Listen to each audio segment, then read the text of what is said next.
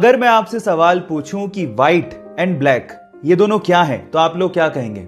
Obviously आप लोग जवाब देंगे कि ये दोनों कलर्स हैं, लेकिन साइंस स्पेशली फिजिक्स में इन्हें कलर माना ही नहीं जाता।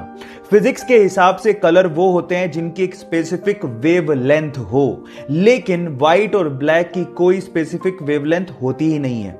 सिंपल भाषा में समझाऊं तो व्हाइट में हर कलर मौजूद होता है, इसलिए उसकी कोई स्पेसिफिक वेवलेंथ नहीं होती, और ब्लैक में तो कोई कलर होता ही नहीं है, इसी वजह से उसकी भी कोई स्पेसिफिक वेवलेंथ नहीं होती। क्या इसके पहले तक साइंस का ये इंटरेस्टिंग फैक्ट आपको पता था? और अगर नहीं पता था तो चैट सेक्शन में लिखना मत भूलिएगा। दुनिया का सबसे हल्का सॉलिड मटेरियल कौन सा है? डोंट वरी, मैं आपको बताता हूं। वो है एरोजेल, जो कि 99.8% एयर से बना होता है। ये सुन के आप लोग हैरान रह गए ना?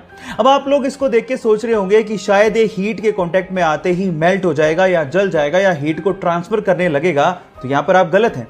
एक्चुअली एरोजेल एक बहुत ही अच्छा हीट इंसुलेटर है। अबे बहुत अच्छा हीट इंसुलेटर है, और साथ ही साथ ये हल्का होता है। इसी वजह से नासा इसे अपने स्पेस प्रोजेक्ट्स में मशीनरी को इंसुलेट करने के लिए इस्तेमाल भी करता है, लेकिन इसकी प्रोडक्शन कॉस्ट बहुत ज्यादा होती है। वो है 60 लाख रुपए पर केजी, जो कि सोने की कीमत से भी ज्यादा है। ये इंटरेस्टिंग फैक्ट जान के आपको कैसा लगा, चैट सेक्शन में लिखना मत भूलिएगा। इसके आपको पता है कि एलोन मस्क की कार कंपनी टेस्ला ने पूरी ही दुनिया के लोगों को, स्पेशली हैकर्स को, यह चैलेंज दिया है कि वो आए और टेस्ला कार के सिक्योरिटी सिस्टम को हैक करके बताएं।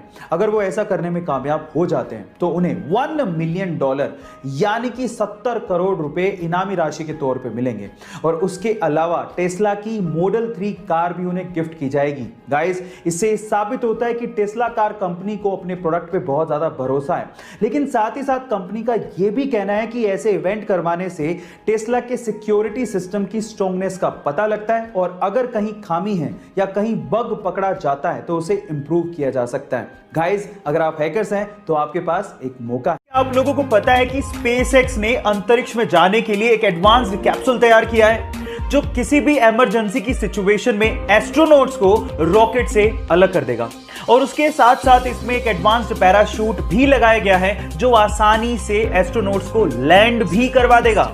गाइस, इस टेक्नोलॉजी की हमें सख्त जरूरत है, ताकि इन फ्यूचर हम लोग कल्पना चावला जैसी बेटियों को ना खोएं। गाइस, अब तो मैं जरूर अंतरिक्ष की सैर करना चाहूंगा। क्या आप लोग सैर करना चाहेंगे? चैट सेक्शन में लिखना मत भूलिएगा। नाम की एक चिंपैंजी कुपोषण की शिकार थी, और इसी वजह से वो मरने की कगार पर थी। तब उसे जेन गुडोल नामक एक महिला अपने चिंपैंजी रिहैबिलिटेशन सेंटर पर लेके आ गई और उसकी खूब सेवा करी। थोड़े दिनों बाद वो अच्छी हो गई। उसके बाद जब उसे वापस चिंपोंगा आइलैंड पर वो लोग छोड़ने गए, और जैसे ही पिंजरा खोला तो वो चिंपैंजी हरियाली देख के और अपना घर देख के बहुत ज्यादा खुश हो गई, और इतनी भावुक हो गई कि वो जेन के गले लगी और काफी देर तक उसके साथ चिपकी रही। वो उसे शुक्रिया कह रही थी। गाइस, अगर इंसानों को अपना अस्तित्व बचाना है तो हमें इन जानवरों को, पशु पक्षियों को, प्रकृति को बराबर का दर्जा देना होगा और उनकी केयर करनी होगी, तभी हम बच पाएंगे। अक्सर इंडिया में जब छोटे बच्चों को ओवरलोड किया जाता है तो उनके आसपास के लोग, इवन पेरेंट्स भी ये कहना शुरू कर देते हैं कि तो बहुत छोटा है, इस पे इतना प्रेशर देना ठीक नहीं है। अगर आप भी ऐसा सोचते हैं तो इस बच्ची के बारे में सुनो। इस बच्ची का नाम है ली यी।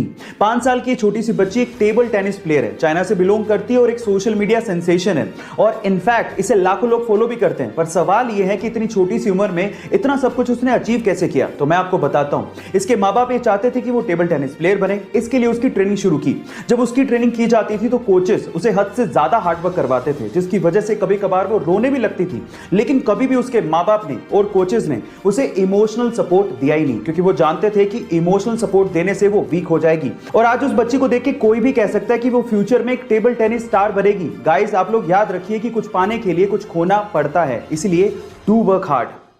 गाइस, एक केबीसी का सवाल पूछता हूं, क्या पता यही सवाल हॉट सीट पे अमिताभ बच्चन आपसे पूछ लें। सवाल यह है कि इंडिया की पहली महिला पायलट कौन सी थी? क्या आप उनका नाम जानते हैं? बताइए।